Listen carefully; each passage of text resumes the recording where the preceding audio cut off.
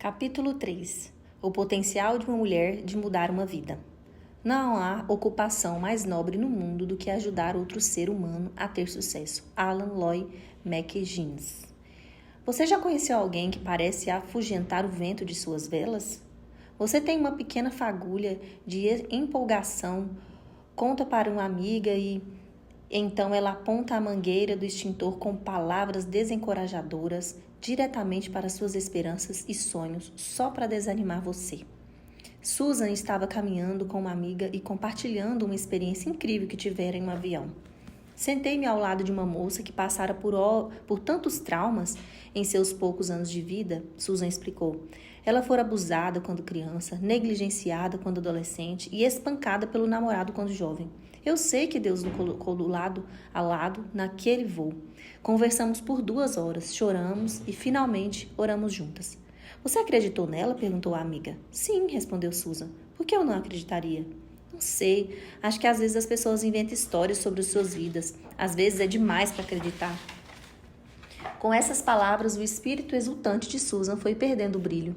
Nada faz um coração exultar como quando se leva a esperança e a culpa de Jesus Cristo a um coração ferido.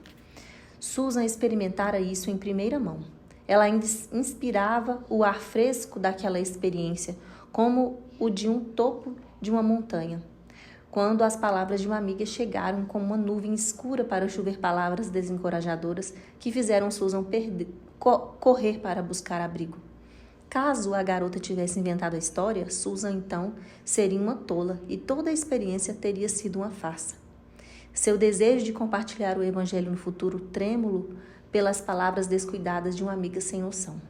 Você já notou que existem certas pessoas que realçam o melhor que há nos outros e há outras que tendem a realçar o que há pior? Já ouviu se referirem a elas como pessoas de sótão e pessoas de porão? A primeira levanta você, já a segunda puxa você para baixo. Eu posso pensar em pessoas que parecem ser a água oxigenada da alma. Em questão de poucos minutos na presença delas, todas as impurezas em meu coração começam a subir à superfície.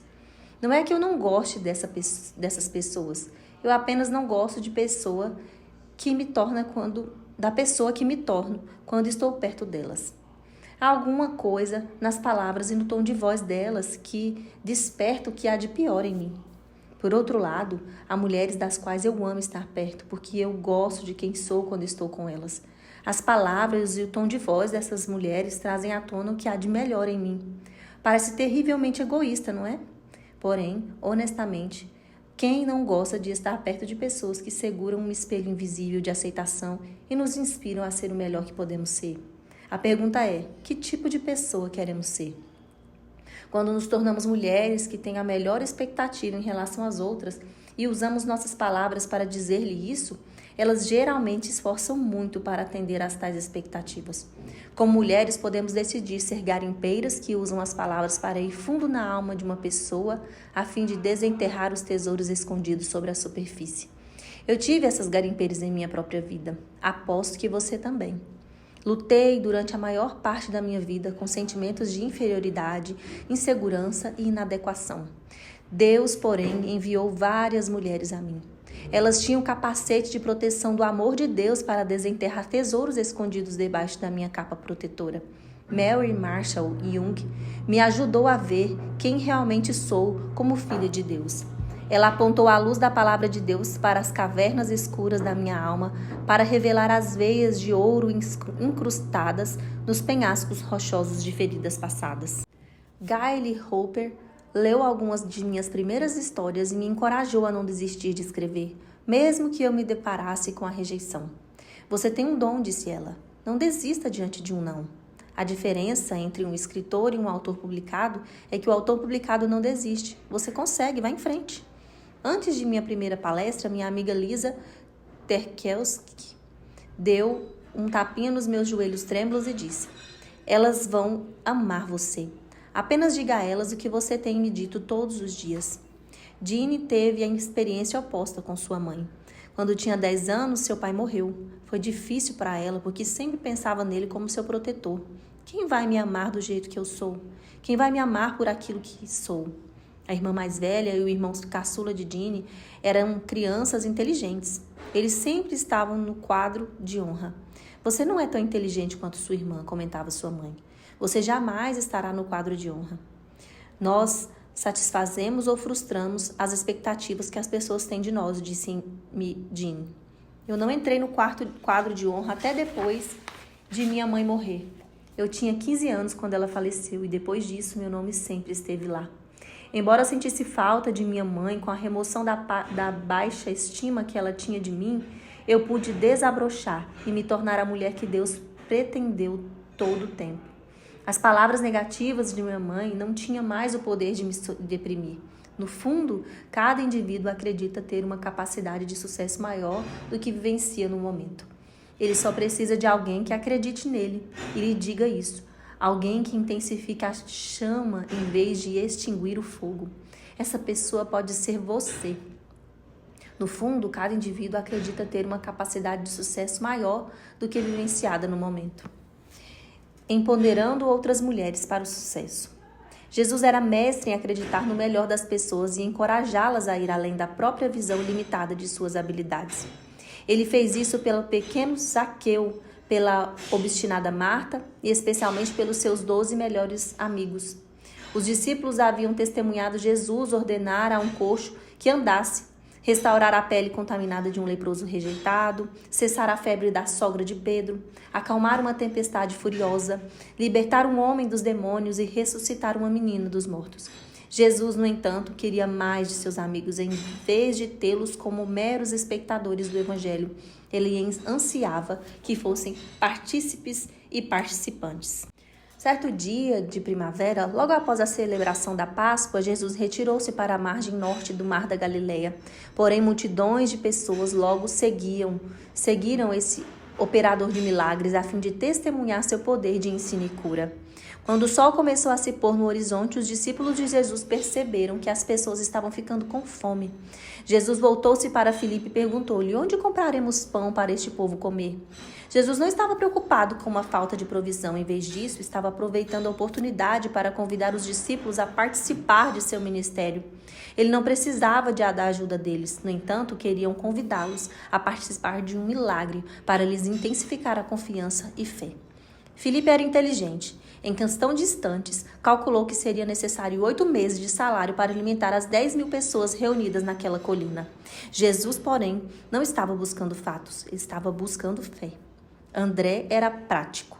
Ele sondou a multidão para ver quais recursos haviam disponíveis e voltou com 5 pães de cevada e 2 peixinhos. Jesus, porém, não estava buscando o prático, ele estava buscando o eficaz. Jesus disse aos discípulos que colocassem a multidão sentada em grupos. Então ele pegou os pães e os peixes e abençoou o alimento e deu aos discípulos para que distribuíssem. Jesus precisou de ajuda dos discípulos? Não. Mesmo assim, ele escolheu incluí-los no milagre para que soubessem que acreditava neles a fim de capacitá-los com confiança para continuar a obra do próprio Cristo quando ele partisse. Agora avancemos um pouco mais no ministério de Jesus. Como um treinador que acredita em sua equipe, Jesus reuniu os 12 e fez-lhes um empolgado discurso motivacional. Antes, dirijam-se às ovelhas perdidas de Israel, por onde querem, preguem esta mensagem: o reino do céu está próximo. Curem os enfermos, ressuscitem os mortos, purificam os leprosos, expulsem os demônios. Vocês receberam de graça, deem também de graça. Mateus 10, 6 a 8. Em outras palavras, vocês conseguem fazer isso. Eu acredito em você. Antes de ascender aos céus, Jesus lhes deu um último discurso motivacional. Portanto, vão e façam discípulos de todas as nações, batizando-os em nome do Pai, do Filho e do Espírito Santo, ensinando-os a obedecer a tudo que eu lhes ordenei. E eu estarei sempre com vocês, até o fim dos tempos. Mateus 28, 19 e 20. Eles haviam observado, aprendido e praticado. Agora é hora de sair pelo mundo e pregar o Evangelho, sem a presença física de Jesus. Ele acreditava nos discípulos e o fez saber disso. Digo-lhes a verdade, aquele que crê em mim fará também as obras que tenho realizado. Fará coisas ainda maiores que essas, porque eu estou indo para o Pai. João 14, 12. Jesus não estava simplesmente encorajando os discípulos, dizendo-lhe que ele teria um alcance ainda maior do que ele teve. Jesus estava encorajando você e eu também. Por causa da obra consumadora de Jesus na cruz e do seu Espírito em nós, podemos ser o vento sobre as asas daquele que nos cerca, tornando-se o vento sobre as asas de alguém. Assim como Jesus encorajou seus discípulos e, no fim das contas, a mim e a você, podemos usar nossas palavras para ser o vento suave sobre as asas daqueles que são parte do nosso cotidiano. Jean Carper teve uma mulher assim em sua vida e isso mudou tudo. Vamos refletir sobre a história dela contada por Jean e Carol Kleinen. Jean Carper estava no 3º ano quando sua professora atribuiu à classe a tarefa de escrever um relatório sobre o que queriam ser quando crescessem. O pai de Jean era piloto de avião fumigador em uma pequena comunidade agrícola do norte da Califórnia, onde cresceu. E Jean era completamente fascinada por aviões e voos. Ela abriu o coração no relatório e incluiu todos os seus sonhos. Ela queria fumigar, fazer saltos de paraquedas, fazer semeadura de nuvens e ser piloto de avião. Seu trabalho recebeu uma nota muito ruim. A professora disse que aquilo era um conto de fadas e que nenhuma das profissões que ela listara era trabalho para mulher. Jean sentiu-se chocada e humilhada. Ela mostrou o trabalho ao pai e ele disse que, claro, ela poderia se tornar piloto. Veja, Amélia Earhart, disse ele. Essa professora não sabe do que está falando. Com o passar dos anos, porém, Jean esgotou-se com o desânimo e a negatividade que encontrava sempre que falava sobre sua carreira. As meninas não podem se tornar pilotos de avião. Jamais se tornaram, jamais se tornarão. Você não é inteligente o suficiente, você é louca. Isso é impossível até que certo dia, finalmente, Jean acabou desistindo. No último ano do ensino médio, sua professora de inglês foi a senhora Dorothy Slatton.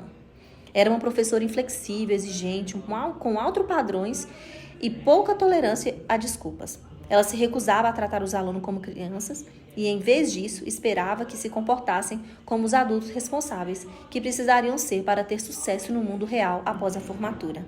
Jean tinha medo dela no início, mas passou a respeitar sua firmeza e imparcialidade.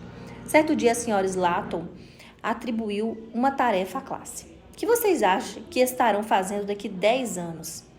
Jean pensou na tarefa piloto? De jeito nenhum. Comissária de bordo? Eu não sou bonita o suficiente, jamais seria aceita. Esposa? Que rapaz iria me querer? Garçonete? Isso é o que poderia ser. Tal opção lhe pareceu segura, por isso a colocou no papel. A senhora Stallow recolheu os papéis e não se falou mais nada. 2 semanas depois, a professora devolveu as tarefas, colocando as folhas sobre a carteira, viradas para baixo, e fez essa pergunta. Se você não tivesse limitação financeira, tivesse acesso limitado às melhores escolas, ilimitado às melhores escolas, tivesse talentos e habilidades ilimitados, o que você seria? Jean viu seu antigo entusiasmo ressurgir e colocou no papel, com empolgação, todos os seus antigos sonhos. Quando os alunos pararam de escrever, a professora perguntou: quantos alunos escreveram a mesma coisa nos 2 lados do papel? Ninguém havia levantado a mão. O que a senhora Slatton disse em seguida mudou o rumo da vida de Jean. A professora inclinou-se para a frente em sua mesa e disse: tenho um recadinho para todos vocês.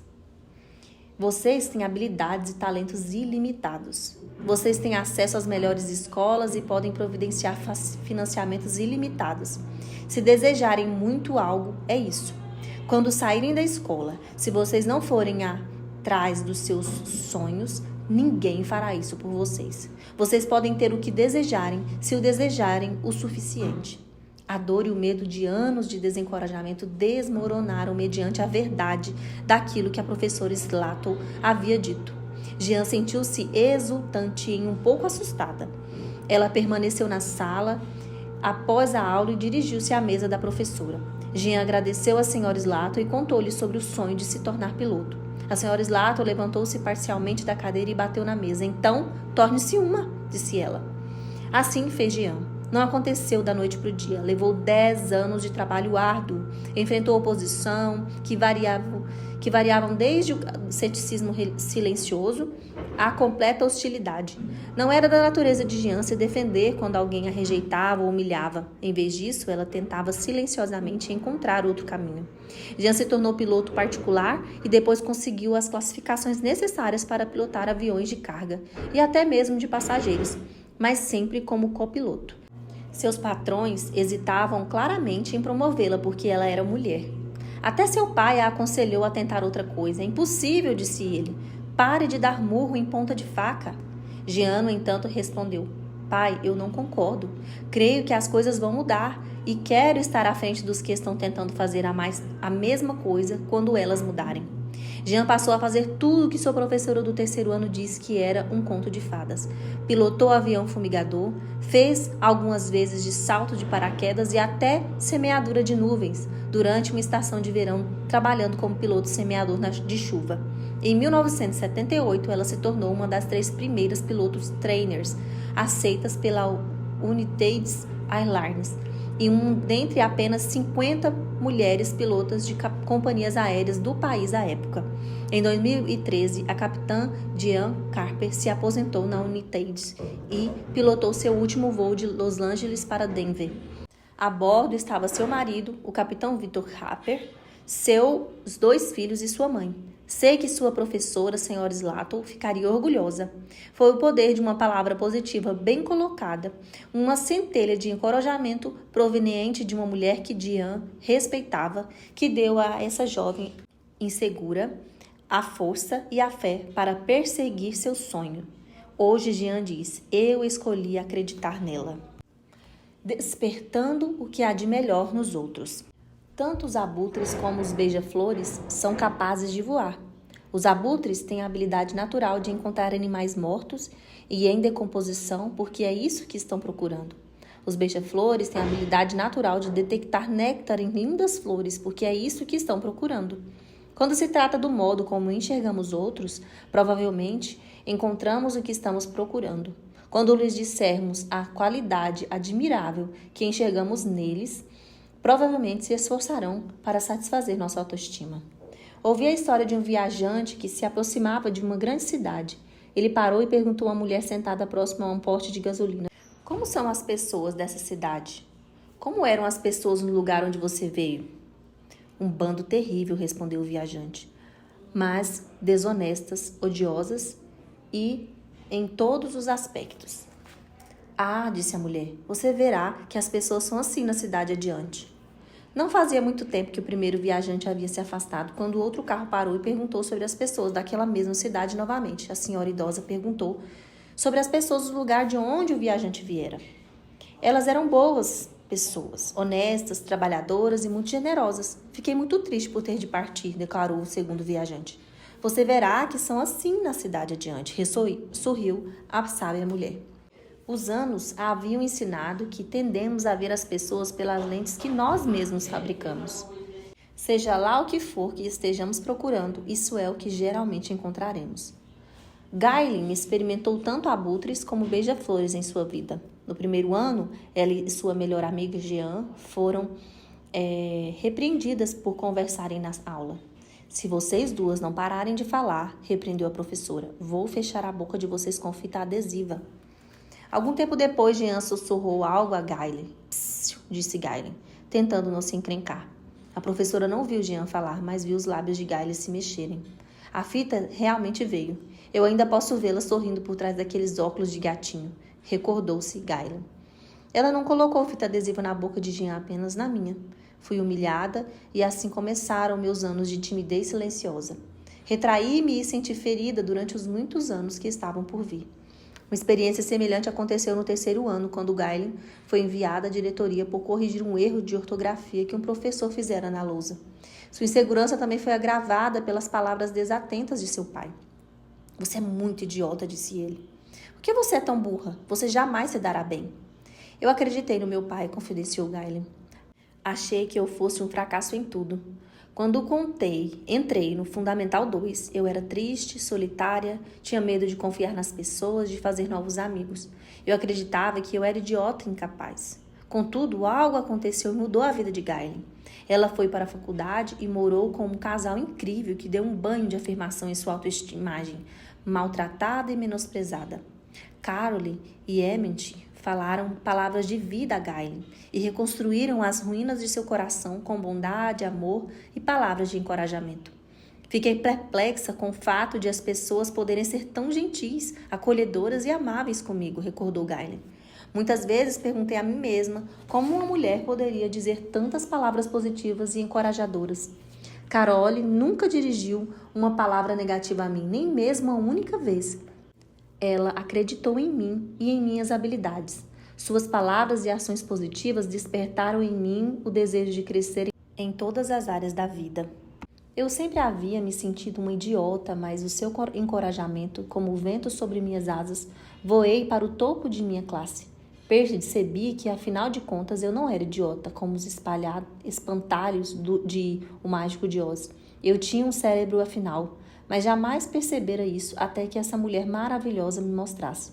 É incrível o modo profundo que as palavras de encorajamento de uma única mulher, mudaram tão drasticamente a vida de uma adolescente triste e destruída, que num lindo dia de outono, muitos anos atrás, apareceu na frente de sua casa. Suas palavras me transformaram em uma mulher confiante, com o coração voltado para Deus. Isso é o que acontece quando acreditamos no melhor acerca das pessoas e dizemos isso a elas. O rumo de suas vidas pode ser mudado por causa disso. Reacendendo um fogo dormente. É quase sempre após um período de aparente fracasso que uma pessoa precisa desesperadamente de uma palavra de encorajamento. Diga-me, não tem sido assim na sua vida?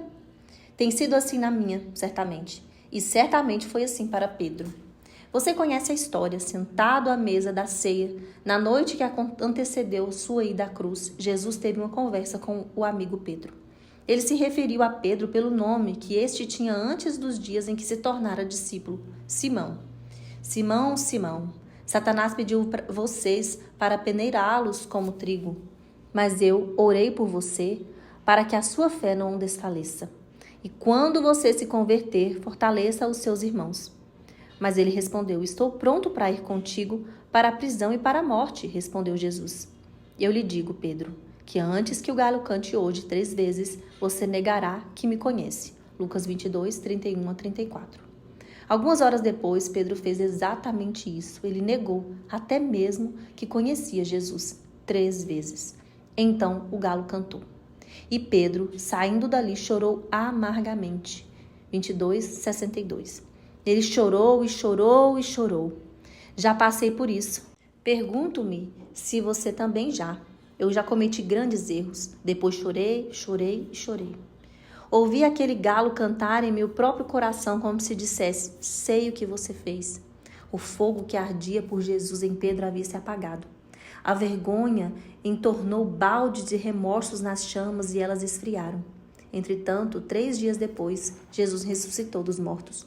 O anjo no túmulo vazio dizia a Marta Madalena que Jesus havia ressuscitado. Então ele falou, vão e digam aos discípulos dele e a Pedro, ele está indo adiante de vocês para a Galileia. Lá vocês o verão como ele lhes disse. Marcos 16, 7. Jesus sabia que Pedro estava lutando com seu fracasso e o chamou pelo nome para assegurá-lo de seu amor. Vários dias depois, Jesus reacendeu o fogo de Pedro de uma maneira notável. Eis aqui o que aconteceu. Pedro reuniu alguns de seus amigos e eles lançaram o barco às águas e foram pescar no mar da Galileia. Depois de uma noite de redes vazias, quando o sol se erguia no horizonte, da margem de um homem gritou, vocês pescaram algum peixe? Não, respondeu Pedro, nenhum. Lance a rede do lado direito do barco e vocês encontrarão alguma coisa, gritou o homem. Quando lançarem a rede, não conseguiram arrastá-la para dentro do barco, devido ao grande número de peixes. Naquele momento, Pedro percebeu que era Jesus. Ele pulou na água e nadou até a margem, onde ficou frente a frente com a graça. Jesus já tinha uma fogueira acesa. Depois do café da manhã, Jesus chamou Pedro de lado para reacender o fogo em seu coração. Simão, filho de João, você me ama realmente mais do que estes? Disse ele, sim, Senhor, tu sabes que te amo. Disse Jesus, cuide dos meus cordeirinhos. Novamente Jesus disse: Simão, filho de João, você realmente me ama? Ele respondeu: Sim, Senhor, tu sabes que te amo. Disse Jesus: Pastorei as minhas ovelhas. Pela terceira vez ele disse: Simão, filho de João, você me ama? Pedro ficou magoado por Jesus ter lhe perguntado pela terceira vez: Você me ama? E ele disse: Senhor, tu sabes todas as coisas e sabes que te amo. Disse-lhe Jesus: Cuide das minhas ovelhas. João 21, 15 a 17. Jesus removeu a mortalha de vergonha que pendia dos ombros cansados de culpa de Pedro e o encorajou a retornar ao ministério para qual fora chamado. Ser pescador de homens, não pescador de peixes. Jesus não permitiu que as brasas ardentes de Pedro se esvanecessem num monte de cinzas. Sou muito grata por Jesus ver nosso potencial em meio às ruínas e escolher reacender nossa chama quando os ventos intensos da vida ameaçam extinguir o fogo dentro de nós. Ou quando as pressões deste mundo tentam minar nossos sonhos. Contudo, eis aqui um porém. Ele nos diz para fazer o mesmo pelos outros. Jesus disse: Acredito em você, Pedro. Cuide de minhas ovelhas. Também podemos cuidar das ovelhas de Deus. Certa vez havia um jovem afro-americana, com um grande potencial para cantar.